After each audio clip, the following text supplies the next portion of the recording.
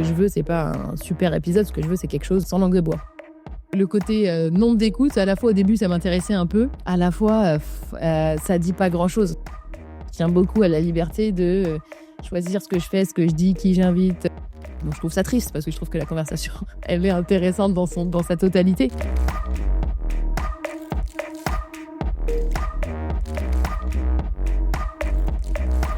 Bienvenue dans Backstage, derrière le micro, le podcast qui te montre l'envers du décor. Tu cherches à te lancer ou à cranter ta pratique ? Tu es au bon endroit. À chaque épisode, je rencontre une podcasteuse ou un podcasteur et je me glisse dans les coulisses de son show pour te partager les meilleurs tips et les pièges à éviter. Au fait, je suis Benoît Thieb, créateur de contenu, fan de podcast et amoureux de découverte. Tout est bon ? Allez, on passe en backstage.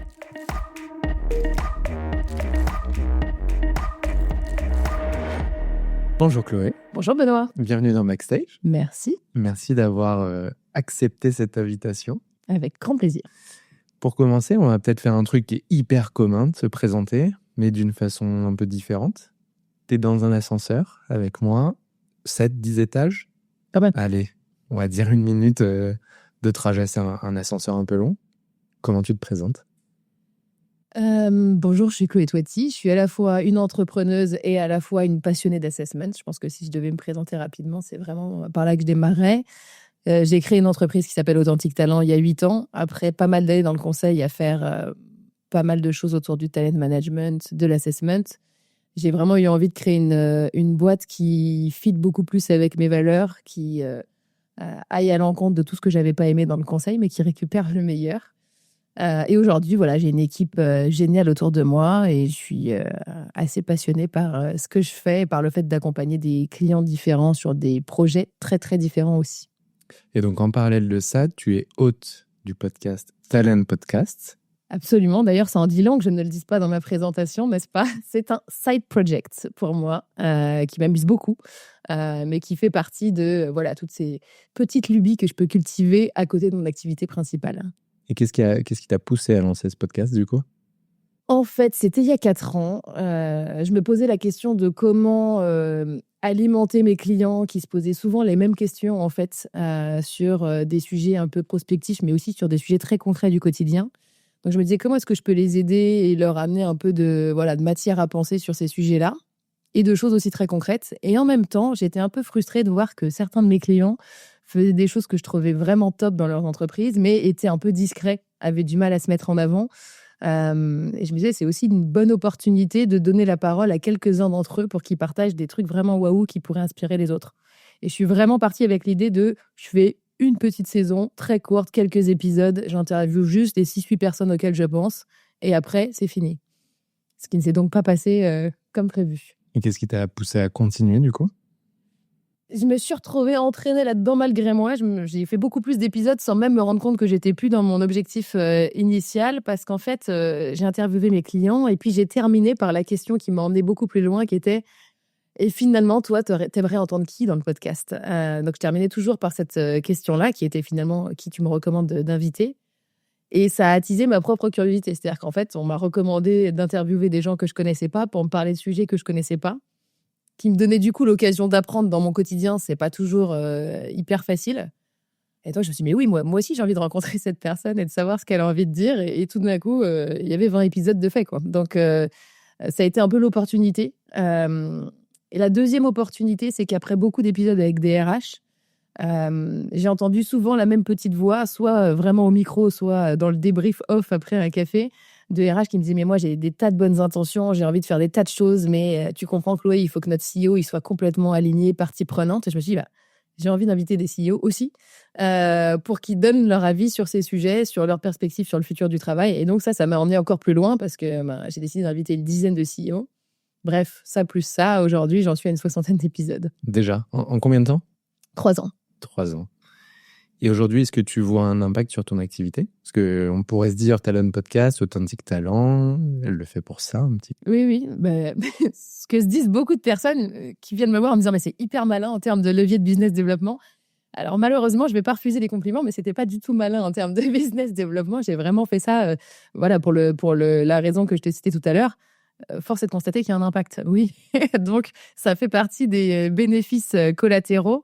Alors, je vais pas te mentir, hein, j'ai pas 1 million d'appels par jour de gens qui me disent: «J'écoute votre podcast, je suis trop fan et j'aimerais travailler avec Authentique Talent». Mais en fait, moi, mon podcast, il s'adresse à une niche, en fait, à une audience très qualifiée. Les personnes qui vont écouter ça, c'est des personnes qui sont curieuses sur des sujets talent, RH au sens large. Et ça me permet de créer une relation avec des gens que je ne vois pas. Et ça, c'est un truc très surprenant que je n'avais pas vécu par ailleurs. Enfin, forcément, c'est assez unique. Mais finalement, je rencontre des gens qui me proposent d'échanger parce qu'ils ont écouté une, 2 saisons, un certain nombre d'épisodes. Et qui arrivent et qui finalement me connaissent déjà ma boîte, comprennent déjà comment est-ce qu'on peut les accompagner. Et donc, ça crée des relations qui sont beaucoup, beaucoup plus faciles. Donc oui, ça a un impact sur le business, c'est sûr. Super intéressant. Et donc toi aujourd'hui, donc c'est pas ton cœur de métier de faire du podcast. Pas du tout. Je crois pouvoir dire que techniquement, t'es pas la personne. Oui. Alors techniquement, comme c'est pas du tout mon sujet, j'ai décidé dès le début que j'allais pas m'imposer ça et que j'allais me faire accompagner. Donc je ne gère rien autour. J'admire beaucoup. J'ai des personnes qui sont venues dans mon podcast, qui ont leur propre podcast et qui s'y sont mis vraiment à 200%. J'admire beaucoup.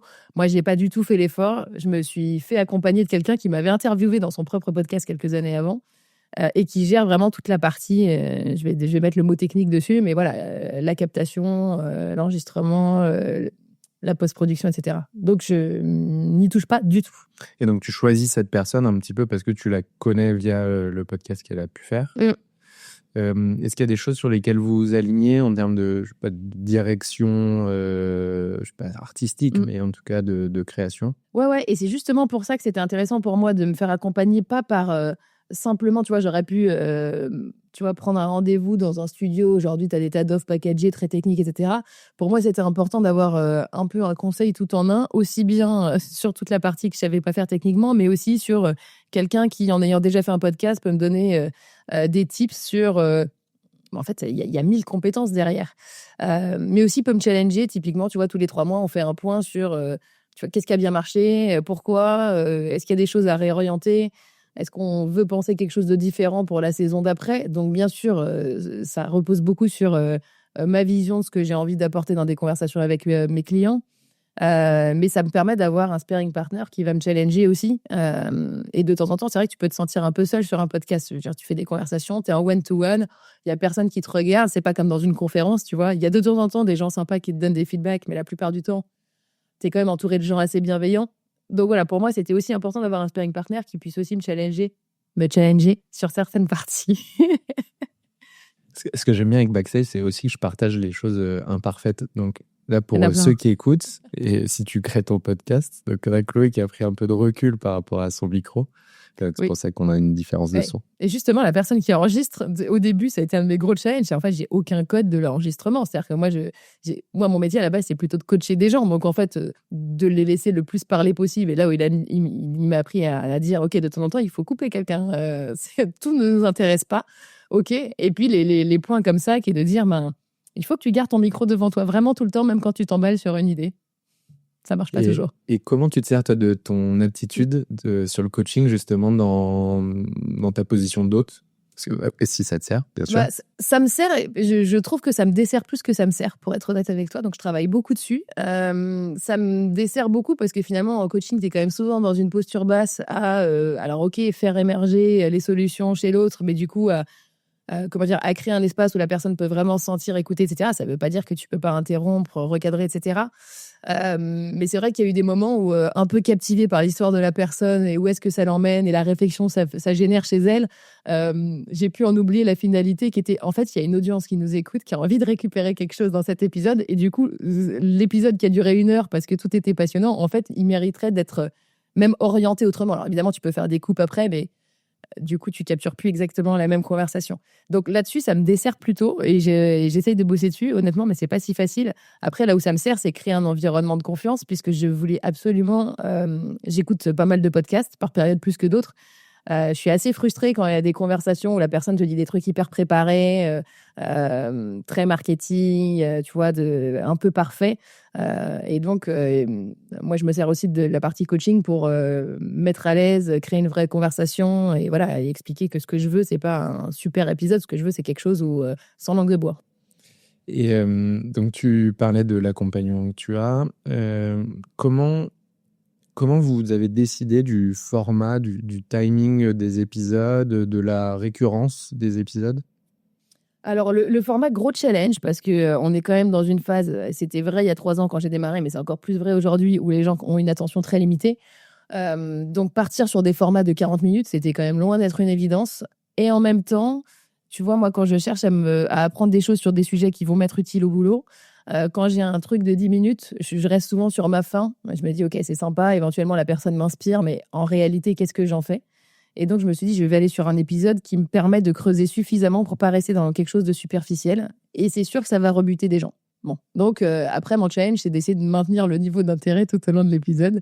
Mais c'est comme ça que dès le début, j'ai décidé de jamais vriller de ça, de se dire, OK, ça peut être 30 ou 45 minutes selon la façon dont on traite le sujet.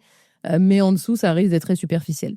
La fréquence, j'ai démarré en me disant 1 par mois. De toute façon, mon objectif, il était très restreint, comme je te l'ai dit. Donc, j'avais 8 personnes m'interviewer. 1 par mois, ça me meuble mon année, entre guillemets, ça me la rythme.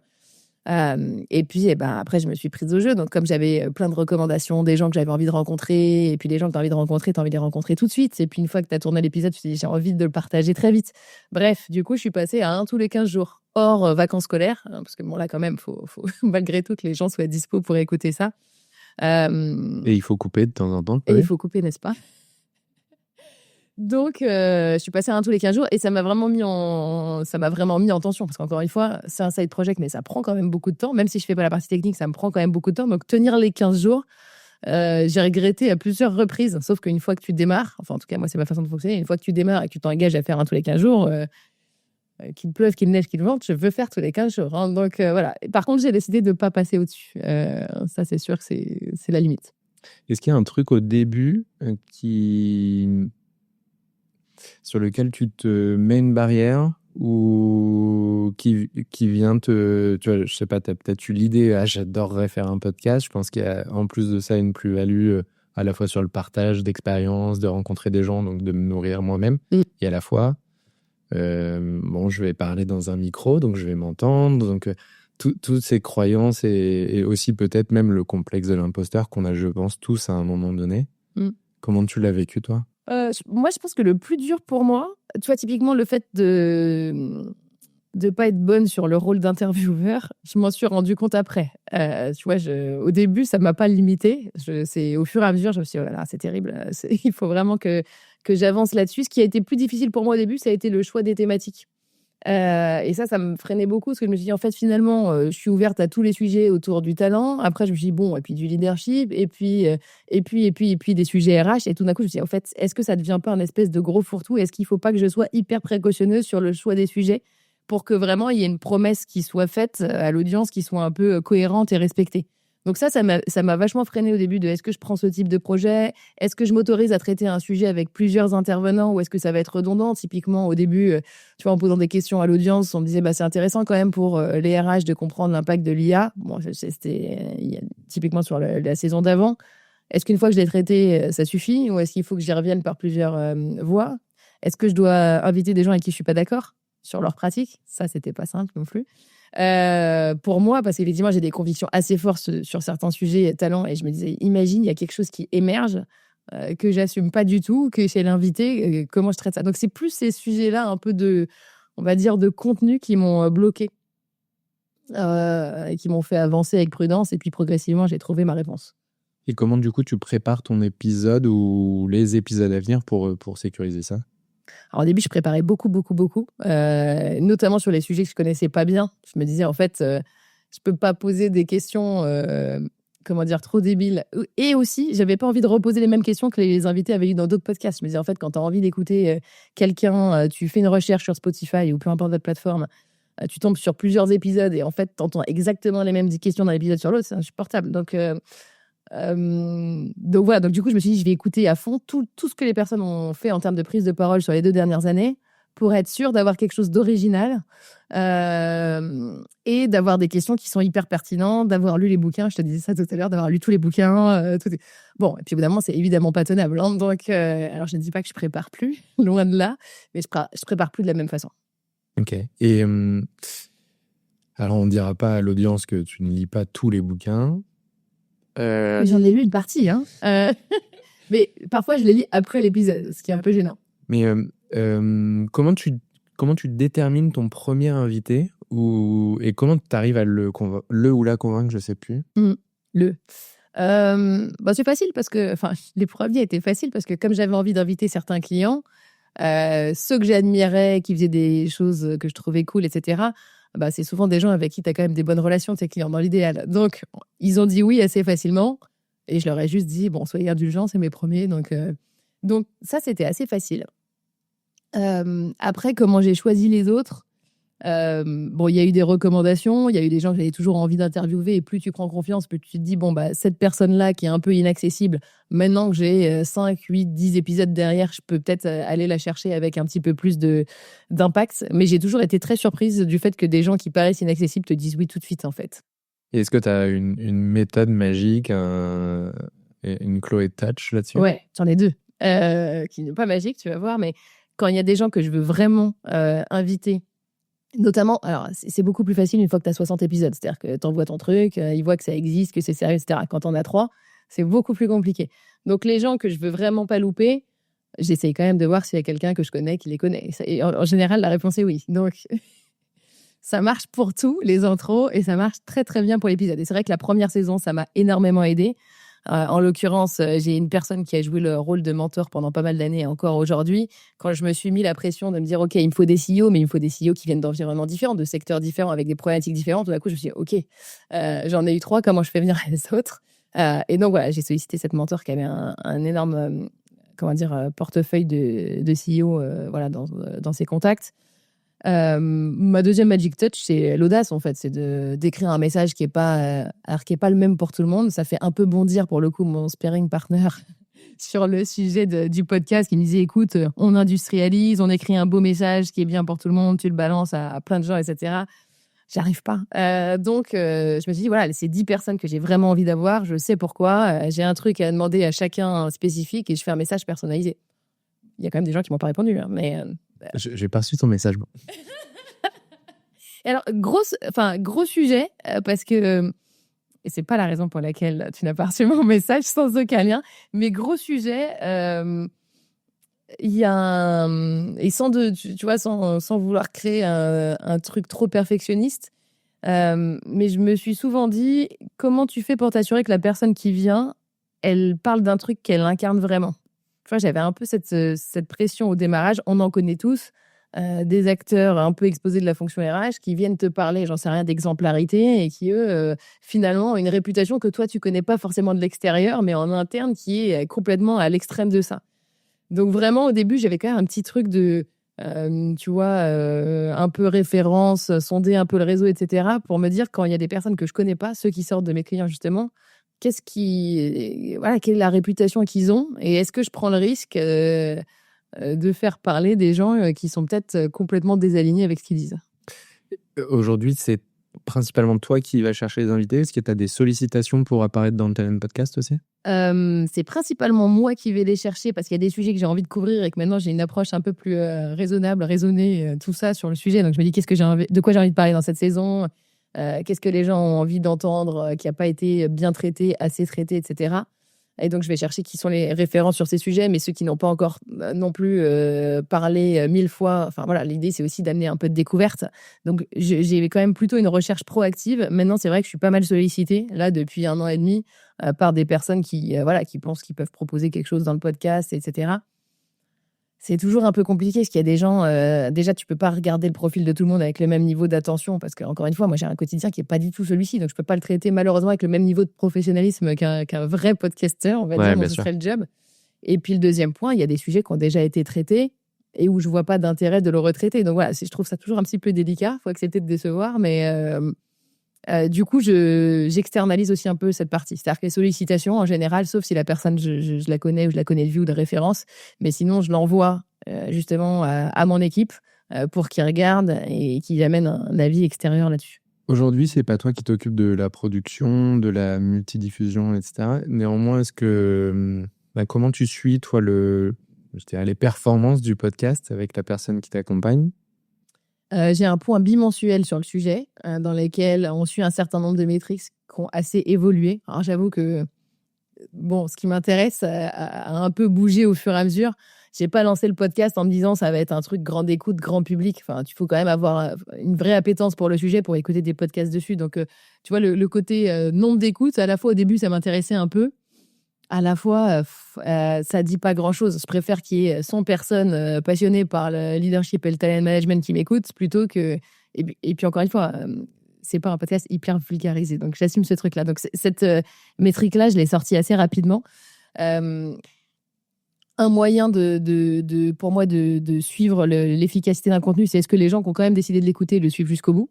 Et donc, ça, c'est vraiment un indicateur qu'on suit. Alors, jusqu'au bout ou pas, mais ce fameux temps de décrochage dans un épisode, où est-ce qu'il arrive, etc. Et qu'est-ce qu'on fait par rapport à ça? Qu'est-ce que ça dit de la façon dont on a interviewé la personne? Alors peut-être de son sujet aussi, mais pas que en fait. Donc le temps de décrochage, le nombre d'abonnés quand même, parce que ce qui est intéressant pour moi, c'est de me dire les gens qui sont venus l'écouter, est-ce qu'ils continuent à l'écouter ou est-ce qu'au bout de 3 épisodes, ils se disent ciao, c'est bon. Et puis après, et je sais que là, pour le coup, c'est beaucoup moins quanti, ça fera moins plaisir à des gens qui adorent les KPI. Mais moi, ce que je suis beaucoup aussi, c'est les feedbacks que je récupère. Et alors, évidemment, tout le monde n'écrit pas après avoir écouté un podcast pour dire ce qu'il en a pensé. Mais finalement, j'ai quand même beaucoup de retours qualitatifs. Et ça, je m'en sers beaucoup pour réorienter. Bon, tu le sais parce que tu en as été la première victime, mais à la fin de ma première saison, de ma deuxième saison, et régulièrement, les gens où je sais qu'ils peuvent écouter le podcast régulièrement, je vais leur demander qu'est-ce qui a bien marché, quel épisode t'a pas plu, pourquoi, qu'est-ce qui te fait écouter un épisode, enfin toutes les questions que je t'ai posées. Donc voilà. Alors moi j'ai la réponse, mais du coup les auditeurs l'ont pas. Mais comment tu fais pour mettre à l'aise ces personnes-là que tu viens sonder pour avoir un feedback? Comment tu crées ce climat de confiance et d'ouverture pour que les gens se sentent assez libres de te dire j'ai pas aimé, voilà ce que j'aurais fait, ou enfin voilà les pistes. Je sais pas ce qui marche, ça c'est toi qui me le diras, mais en tout cas moi dans mon approche, je suis assez honnête sur le fait que c'est pas mon job, que je suis pas du tout expert de ce truc-là et que je suis dans une phase d'apprentissage, de test and learn et d'amélioration continue. Donc en fait, à chaque fois que j'approche quelqu'un pour dire je sais que tu as dû écouter au moins 1 ou 2 épisodes cette saison, est-ce que tu peux me répondre à 2 ou 3 questions? Je démarre toujours en disant il y a rien de parfait, ma seule ambition c'est que ce soit un peu meilleur la saison prochaine, et j'ai besoin de retours positifs et constructifs, et donc j'ai des questions assez ciblées pour être sûr de couvrir l'ensemble du champ, tu vois, parce que évidemment si je dis qu'est-ce que tu penses du podcast cette saison, si t'es un peu sympa tu vas me dire franchement c'est pas mal, ok, c'est quoi les épisodes que t'as écoutés, quels sont ceux que t'as pas écoutés, pourquoi, quels sont ceux que t'as préférés, quels sont ceux sur lesquels t'as décroché. Et là tu reçois un PowerPoint avec la photo des invités, c'est ça. Tu te dis ça j'ai écouté pour le sujet, ça j'ai écouté pour la personne. Et ça c'est c'est très précieux, absolument. J'ai des retours très structurés par moment. Mais tu vois, typiquement, si j'ai pris aussi certains épisodes qui sortent un peu de... Tu vois, je suis allée sur des invités des fois un peu originaux et peut-être moins connus de l'audience RH. Tu vois, ça m'intéresse à chaque fois de dire est-ce que tu as envie de l'écouter, pourquoi, même si tu le connais pas, même si c'est pas quelqu'un super en vue, et finalement, qu'est-ce que tu as pensé de l'épisode, même si ça sortait un peu de... la saison dernière, j'ai fait un petit post sur LinkedIn pour dire dites-moi qui est-ce que vous aimeriez que j'invite. Donc j'ai eu plusieurs retours et j'ai une auditrice assez régulière qui a écrit moi j'aimerais bien avoir d'autres gens qui viennent pas de notre milieu, qui sont pas des DRH, qui sont pas des experts RH, etc. Ok. Donc je suis partie chercher typiquement des chercheurs, des conférenciers, des politiques. Bon, t'as vu, on a eu Louis Ferry, Gérald Bronner, Olivier Sibony, donc des gens qui sont pas vraiment dans notre écosystème. Après, ça a été important pour moi d'aller chercher du feedback ciblé sur... J'ai ramené ces personnes qui ne ressemblaient pas du tout aux intervenants habituels. Qu'est-ce que tu en as pensé? Toi, tu as un truc dans ton podcast que tu fais à la fin. Je crois que tu ne le faisais pas au début. Je ne dis pas de bêtises. Qui est de résumer ce qu'on peut activer ou les points clés, en tout cas, de l'épisode. Je connais pas, j'écoute pas mal de podcasts, mais je connais pas beaucoup d'autres de podcasts qui le font. Qu'est-ce qui t'a décidé à faire ça? C'est quoi la démarche derrière? Et est-ce que tu as justement des feedbacks par rapport à ça, toi? Non, je serais ravie d'avoir ton feedback parce qu'en fait, tu as raison, ça n'existait pas au démarrage du podcast. C'est assez récent et en fait, pour moi, ça a fait référence à plusieurs choses. Parfois, je suis sortie de certaines conversations avec des invités en me disant « Waouh, c'était incroyable !» Mais en même temps, il y avait beaucoup de choses. Et moi-même, en tant qu'intervieweuse, je suis ressortie en me disant « J'ai besoin d'un temps de digestion pour savoir vraiment ce que je vais en faire demain. » Je me suis dit, si je me le dis, les gens qui l'écoutent se le disent aussi. Et je peux aussi simplifier le boulot pour eux. Ça, c'est le premier point. Le deuxième, alors c'est un petit peu plus touchy, mais en fait, moi, dans la posture, j'invite des gens pour les mettre, eux, en lumière sur un sujet d'expertise. Donc, je les questionne comme si j'étais complètement extérieure, pas partie prenante. Enfin, en tout cas, c'est mon intention. Ça marche peut-être pas, mais c'est... donc, sans forcément donner mon avis, croiser avec « Ah, c'est intéressant ce que tu me dis, parce que nous, quand on fait ça... » Enfin, sauf quand, voilà, c'est tellement une évidence que je le fais. Y compris parfois quand je suis pas complètement d'accord avec tout ou quand ça me fait penser à autre chose mais que la personne n'a pas forcément envie de traiter. Donc l'idée c'est que ce soit pas un épisode créé par Chloé Toiti pour Chloé Toiti, tu vois. Donc je laisse la place à l'invité. Pour moi, la synthèse, ça me permet aussi de dire comment je simplifie un peu la digestion après des épisodes qui sont longs. Et le deuxième point, c'est comment malgré tout je vous dis un peu ce que j'en pense. Parce que mon rôle, c'est pas juste d'être animatrice, en fait. Donc, comment est-ce que je raccroche ça à des sujets que je vois au quotidien ? Et en parallèle de ce résumé que tu fais à la fin de l'épisode, tu as aussi des résumés qui sont disponibles sur votre site.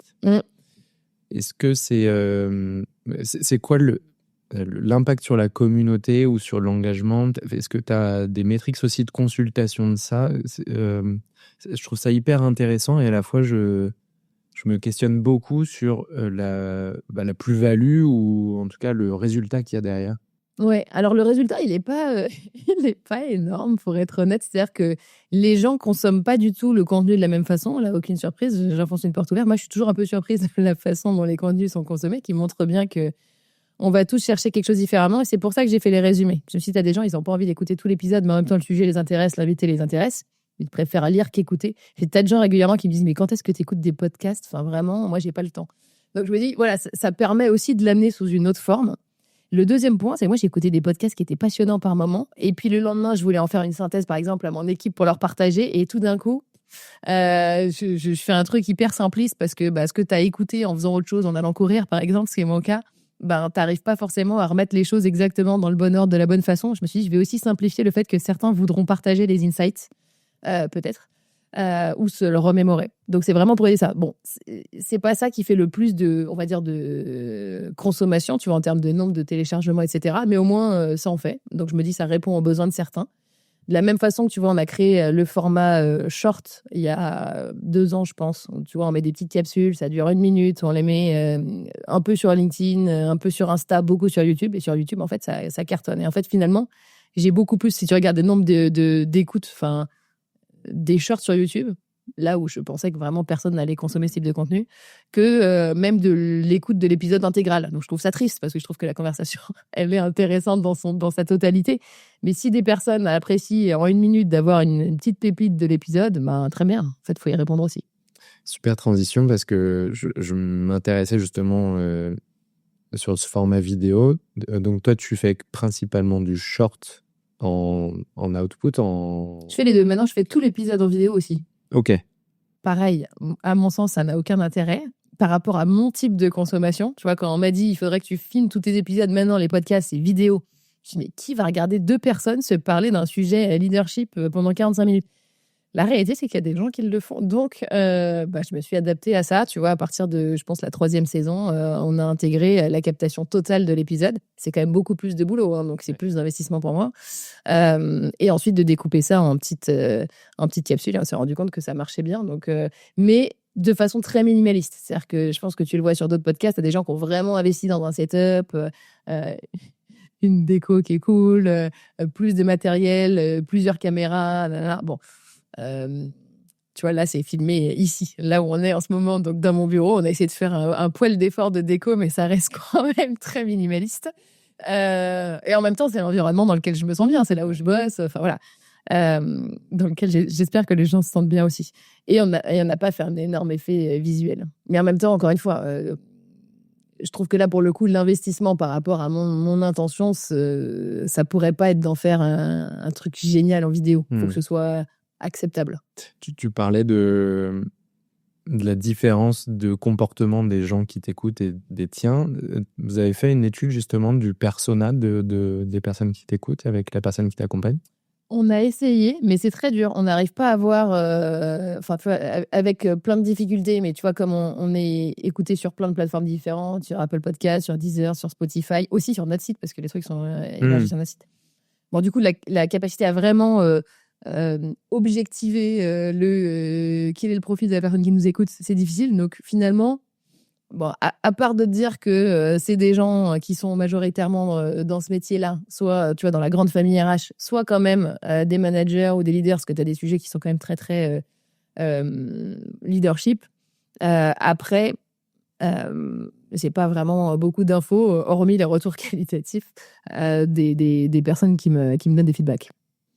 Toi, aujourd'hui, tu n'as pas besoin de te faire sponsoriser parce que c'est sous couvert d'Authentic Talent.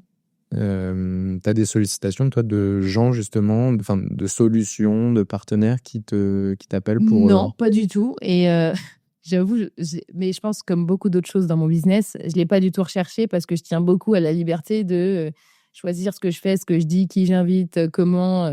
Donc, de la même façon que je n'ai pas cherché d'investissement pour Authentic Talent, je n'en cherche pas non plus pour mon podcast parce que c'est important pour moi, tu vois, la liberté de ton et des sujets qu'on peut aborder.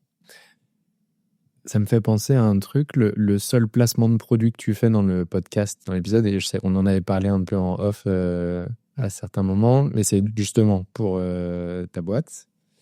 Et je sais que tu as fait des tests, justement, tu as fait des tests plutôt au début, plutôt au milieu. C'est quoi les retours que tu as par rapport à ça ? C'est un très bon point ce que tu dis, parce qu'en fait, je me suis rendu compte après 2 ans, au début, je pensais que mes clients m'écoutaient et que c'était super et que c'était pour eux et c'était très bien. Au bout d'un moment, je me suis rendu compte qu'il y avait plus de gens qui nous écoutaient et que les gens, l'image renvoyée, elle commençait à être confuse. Et donc, j'ai des gens qui me contactent pour que je fasse des podcasts pour leur entreprise. J'ai des gens qui me demandent si j'arrive à vivre de mon activité de podcast. Et puis, j'ai même des invités, parce que finalement, quand l'invité arrive par recommandation, il arrive maintenant que je rencontre des gens que je ne connaissais pas avant, ils sont persuadés que mon métier, c'est d'être hôte de podcast, en fait. Donc, il y a un moment où je me suis dit, il faut que ne serait-ce que pour ne pas desservir ma boîte, quoi, Authentic Talent, il faut quand même que j'arrive à être suffisamment explicite sans être commercial, parce que j'ai pas envie que les gens se tapent une masse de pubs en écoutant les épisodes, mais il faut que j'arrive à être clair sur qui on est, qu'est-ce qu'on fait, etc. Donc, j'avais essayé de le traiter dans l'intro, mais visiblement, ça n'était pas compris, vu les questions que j'avais. On m'a recommandé de mettre un petit truc à la milieu de l'épisode pour dire « Tiens, est-ce que vous savez qui est Authentic Talent ?» Je me dis là, à ce moment-là, ils écoutent, en fait. Donc, on est au cœur du truc. Mais j'ai eu 2-3 retours dont le sien qui m'ont dit que c'est sacrément désagréable. Et c'est vrai que moi, quand j'écoute des épisodes qui sont coupés comme ça, tu vois, à part Mathieu Stéphanie, il n'y en a pas beaucoup qui me donnent envie de passer après la pub. Tu vois, en général, j'arrête tout de suite. Donc, j'ai arrêté ce truc-là. Mais j'ai retravaillé l'intro de l'épisode et j'ai retravaillé la conclusion. Encore une fois, juste dans un objectif de clarté et que ça pénalise pas déjà mon sujet avec Authentic Talent. C'est comme on a une offre qui est assez large autour du talent. J'ai quand même facilement des clients qui nous enferment dans certaines cases. Bon, bah, vous êtes l'expert de tous les sujets d'assessment, ou vous êtes expert de Hogan, ou vous faites du coaching, ou vous faites des gradués de programme. Et en fait, chaque client qui nous a rencontrés pour un truc a tendance à nous enfermer un peu là-dedans. Mais je pense que c'est le cas de beaucoup de boîtes qui ont des offres un petit peu larges. Je me suis dit, si le podcast ramène encore plus de confusion dessus, c'est pas possible. Donc voilà, j'ai retravaillé l'intro, la conclue. Si vous avez des conseils sur comment être encore plus précise, avec plaisir. C'était justement ma question suivante, parce qu'on n'en a pas encore parlé sur les épisodes précédents. Ce serait quoi ton secret d'une bonne intro, d'une bonne conclusion ? Comment toi tu l'as travaillé ? Ouais, bah franchement, le test and learn. C'est-à-dire que je les ai refait plusieurs fois. Tu vois, si tu suis l'historique du début, j'ai adapté progressivement, mais j'ai pas tout changé d'un coup. C'est-à-dire qu'à chaque fois, je teste un truc, je bouge l'intro sans bouger la conclue pour voir quel est l'impact. Donc ça, vraiment, il y a des choses et aller récupérer du feedback à chaque fois dessus. De la même façon que l'intro je pense, l'un des trucs qui a le plus marqué, c'était le taux de décrochage que je voyais, pas dans l'intro que je fais du podcast et de qui on est, mais dans l'intro de l'invité. Donc, tu vois, les premiers épisodes, l'invité se présentait lui-même. Je trouvais ça génial, sauf que tu as des invités qui se présentent en 2 minutes et on n'arrive pas à voir la valeur de ce qu'ils vont nous apporter derrière parce qu'ils sont hyper modestes. Et tout d'un coup, je voyais des drops dans les écoutes à ce moment-là. Mais tu as aussi des invités qui, pour le coup, étaient beaucoup plus affirmés et sûrs d'eux et qui présentaient leur parcours de façon assez large.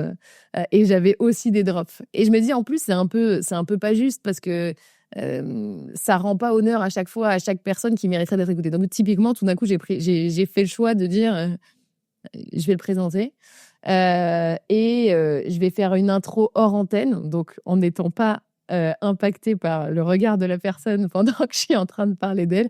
Donc j'enregistre toujours les intros hors antenne pour dire mon invité, voilà qui il est, tac, tac, tac, les points principaux. Évidemment, je valide avec lui ce que je vais dire sur sa bio. Et voilà pourquoi j'ai eu envie de l'inviter. Voilà, et j'essaie de rendre ce truc-là accessible. Et depuis que je fais ça, tu vois, les drops dans l'intro ont vraiment stoppé, quoi. Qu'est-ce qui est important pour toi de spécifier pourquoi tu l'as invité ? Bah, encore une fois, c'est créer l'intérêt. Tu vois, typiquement, quand tu invites des gens, tu vois, il y a des gens dans le podcast qui sont venus, qui sont ultra connus, que tout le monde avait envie d'écouter. Enfin, tu vois, je vais te parler des premiers épisodes qui ont hyper bien marché. Donc, quand tu avais Rami Bessier, le CEO de Carrefour, quand tu as eu Jean de la Rolle-Brochard chez Kima, en fait, tout le monde avait envie d'écouter. Donc, j'avais aucun problème à poser la légitimité de l'invité. Par contre, quand j'ai fait venir des gens qui avaient peut-être des énormes expertises dont le nom parlait à personne, etc., c'était un petit peu plus touchy. Et pourtant, moi, j'avais une vraie envie d'aller les interviewer. Donc, je me suis dit, je vais vraiment prendre le temps d'expliquer pourquoi j'invite Trucmuche, dont vous n'avez jamais entendu parler, et qui, pour autant, est la meilleure personne pour venir nous parler de ce sujet. Créer l'intérêt. C'est quoi les prochaines étapes là, pour le Talent Podcast ? Alors déjà, je suis en plein enregistrement de la saison, donc ça m'occupe bien. J'essaye de faire des batchs, tu vois, d'apprendre un peu de mes expériences des années précédentes. Avant, je faisais au fur et à mesure. Je te coupe, mais tu as des bonnes pratiques sur ça. Donc, tu te fais des batchs de combien d'épisodes sur le max pendant l'été. Donc, le max pendant l'été, comme ça, je démarre septembre. Je sais que j'ai une saisonnalité en termes de business. En septembre, j'ai beaucoup d'activités chez Authentic Talent. Donc, au moins, je suis tranquille. Je me dis, tous mes épisodes de septembre-octobre, ils sont déjà enregistrés. J'essaye de ne pas en faire trop. C'est-à-dire, je fais au maximum 3 mois d'avance parce que potentiellement, l'actualité des personnes, elle change. Et tu vois, avec le grand jeu des chaises musicales qu'on voit dans la fonction RH, t'invites machin qui te parle de ce qu'il a fait dans l'entreprise dans laquelle il est et 3 mois après, il n'est plus en poste. Et il n'a pas l'autorisation du coup de communiquer au nom de son ancienne entreprise. C'est un investissement qui est difficile à récupérer. Où il vient de parler d'un sujet hyper d'actualité, mais 3 mois après, on n'en est plus du tout au même endroit sur l'actualité. Tu vois, quand tu traites sur l'impact de l'IA sur la fonction RH, ce qui était vrai il y a 3 mois, je dis pas que c'est plus vrai, mais ça bouge quand même beaucoup. Donc, j'enregistre maximum 3 mois à l'avance, vacances d'été, vacances de Noël. Je pars quand même en vacances parfois. Et après, je fais un petit peu du au fil de l'eau, parce qu'il y a des personnes qui sont intéressantes d'avoir très proches de la sortie, parce qu'ils sont en train de... C'est en plein dans l'actualité d'un projet qu'ils sont en train de faire, et je préfère le faire tant que c'est chaud, quoi. Donc, finir la saison. Finir la saison. Mon objectif, c'est finir la saison. Mon objectif, c'est continuer à essayer d'obtenir le plus de feedback possible. Encore une fois, c'est difficile. Je parle de ça comme si c'était une évidence. Il y a des gens qui se prêtent gentiment au jeu de façon régulière. Mais j'en ai pas tant que ça. Et en fait, j'en ai pas tant que ça par rapport à ce que j'aimerais avoir. Voilà, pour moi, la finalité de continuer, ça n'a de sens que si ça apporte ce que l'audience attend. Donc, en fait, oui, le fait que les écoutes grossissent, ça me rassure sur le fait que ça apporte ce que les gens attendent, mais j'ai besoin de plus de qualitatif. Et après, me renouveler sur les invités et les sujets. En fait, ne serait-ce que pour mon intérêt à moi, de façon très égoïste, comme c'est pas mon métier, je fais quand même ça aussi par passion. Au bout de 60 épisodes, tu te dis tous les gens que j'avais envie d'inviter, auxquels je pensais spontanément, je les ai quand même invités. Tous les sujets que j'avais vraiment envie de couvrir, je les ai couverts. Comment je fais pour pas faire pour pas faire du recyclage, pour pas tomber dans un truc redondant. Et là, je pense que j'arrive vraiment à ce cap-là. Tu vois, au bout de 60 épisodes, de dire, il y a encore des tas de gens qui sont géniaux sur des sujets qu'on connaît. Mais j'ai besoin vraiment de renouveau.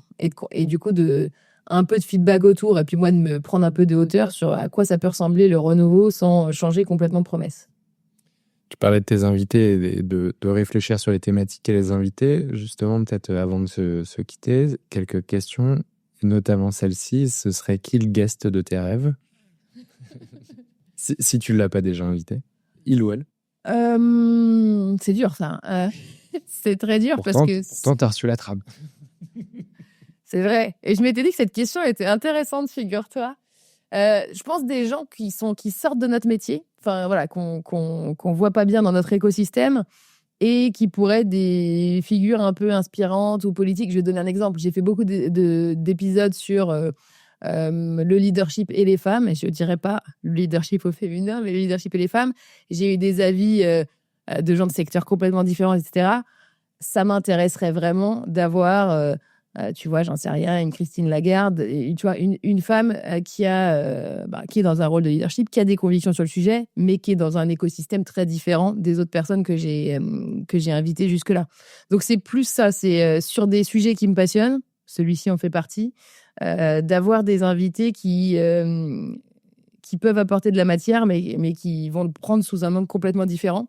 Le deuxième point qui m'intéresserait beaucoup, et ça j'ai du mal à savoir si l'audience va apprécier, c'est il y a des speakers que j'adorerais inviter depuis longtemps, mais qui sont anglophones. Et combien de personnes vont décrocher de l'épisode si je les invite? Et en même temps, avoir un truc franco-français avec un prisme franco-français, c'est un peu limité, quoi. Donc voilà, typiquement, j'ai plein de speakers que j'aimerais avoir. Bon, anglophone. Ce serait intéressant, peut-être qu'un jour j'arriverai à voir Mathieu Stéphanie derrière le micro. Mais lui fait aussi des speakers anglophones.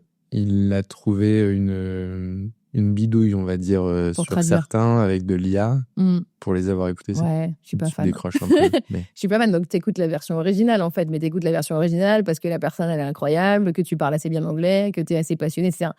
Je me dis, si l'épisode, il y a 5 personnes qui l'écoutent, c'est un peu dommage.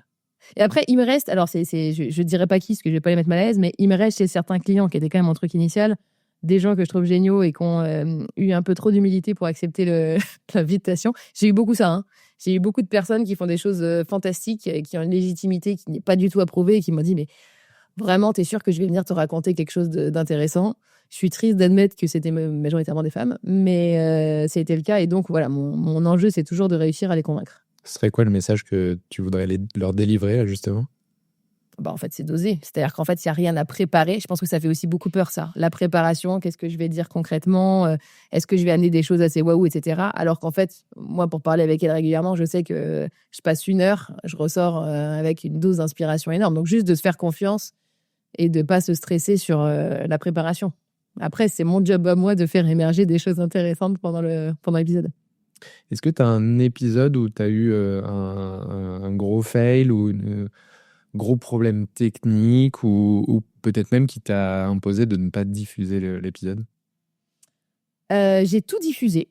Donc ça, j'ai pas eu de problème. J'ai eu peut-être 2 cas de figure qui ont été compliqués. Le premier, c'est effectivement le cas dont je te parlais tout à l'heure. C'est une personne très exposée qui devait enregistrer et qui m'a appelé 3 jours avant en me disant « j'étais débarquée de mon rôle. Est-ce que tu as toujours envie que je vienne ?» Et c'était assez honnête parce que j'en connais qui seraient mais quand même. Et voilà, j'ai réfléchi, etc. Et je lui ai dit, en fait, si tu es toujours libre de parler, peu importe que tu sois entre 2 jobs, en fait, ce qui m'intéresse, c'est ton expérience. Mais ça a été un peu un cas de figure de tu sais pas les conditions du débarquement, tu sais pas ce qui va être dit autour, est-ce que vraiment c'est risqué ou pas. Bon. Et le deuxième point, ça a été les épisodes à distance. Et du coup, ça me rentre dans la catégorie des podcasteurs sûrement pas très open sur les formats. Mais du coup, je ne fais plus d'épisodes à distance. J'en ai fait 3, pardon. Et ça a été très difficile à canaliser pour moi et à créer la bonne condition, le bon échange. Je me suis tapé des tunnels. Parce qu'en fait, tu peux pas canaliser quelqu'un de la même façon quand il voit et que tu peux faire des gestes que quand tu es sur une visio un peu impersonnelle. Puis la personne, elle regarde là alors que tu aimerais qu'elle regarde face à la caméra. Enfin, terrible. Et je me suis dit, bon, il y a une personne qui pouvait pas se déplacer physiquement. Donc, on va pas non plus... je vais pas non plus mettre l'impossible. Mais je ferai plus de visio. Voilà, typiquement, même si l'invité est génial et qu'il me dit qu'il vit à Marseille et qu'il ne peut pas venir à la capitale, eh ben tant pis en fait. Et toi, tu t'es déjà déplacé? Une fois. Une seule fois. Justement, mon point, c'était de dire encore une fois, il y a des conditions qui... Pour moi, c'est aussi ça le podcast. C'est un peu l'atmosphère, l'environnement, ce que tu crées, le café que tu bois avant, etc. Puis les gens ne sont pas pareils sur leur terrain qu'en dehors de leur terrain, on le sait bien. Hein. Donc, j'ai dit non à tout sur le fait de me déplacer. Ce qui n'est pas toujours facile quand tu topes des gens qui sont pour le coup très très demandés et qui ont des très gros jobs, de dire non, mais je ne viendrai pas vous voir, c'est vous qui venez, donc il faut quand même l'assumer. Et les gens comprennent la plupart du temps. Je suis venue juste une fois, je me suis déplacée chez Luc Ferry parce qu'il avait un accident qui faisait que physiquement il ne pouvait pas se déplacer. Juste avant, on avait mis déjà 3 mois à trouver un créneau, je me suis dit bon, j'y vais. Et je n'ai pas regretté. Il avait 2 chats. Cet épisode était du coup très sympa. Dernière question, est-ce que tu as une recommandation de quelqu'un invité derrière le micro, un podcasteur ou une podcasteuse? Une recommandation pour toi de quelqu'un invité? Alors, tu as sûrement déjà invité plein de gens que que je pourrais te citer. Ça, c'est le message caché pour me dire que tu n'es pas la première. Mais je le sais, justement, mais ça, on en parlera juste après. Je ne suis pas du tout vexée. J'imagine que tu as invité Alexandra Hamda. Totalement. Ok. Mathieu Stéphanie. Ça, pour moi, c'est un des guests de mes rêves. Qui d'autre? Ah non, et Pénélope Boeuf. T'es sûrement pas dans son persona cible, mais moi, je la trouve très drôle sur des podcasts. Et donc, j'aimerais bien l'écouter dans ton podcast. Eh bien, écoute, je vais essayer de l'avoir derrière le micro. En tout cas, merci beaucoup, Chloé. Comment on fait pour te contacter, si on veut te contacter? Très facilement sur LinkedIn. Je pense que c'est le meilleur moyen pour m'attraper. J'y suis à peu près chaque jour, sans aucune exception. Donc, merci beaucoup. Merci à toi. Et à très bientôt. À bientôt.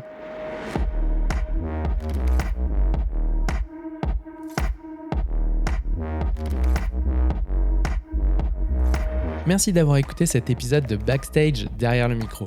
Si ça t'a plu, abonne-toi, mets 5 étoiles et laisse un commentaire. Pour suivre les coulisses de Backstage, retrouve-moi sur les pages LinkedIn et Instagram, je te mets les liens en description. Tu veux continuer la discussion ou me poser une question, contacte-moi sur LinkedIn. On se retrouve très vite dans Backstage.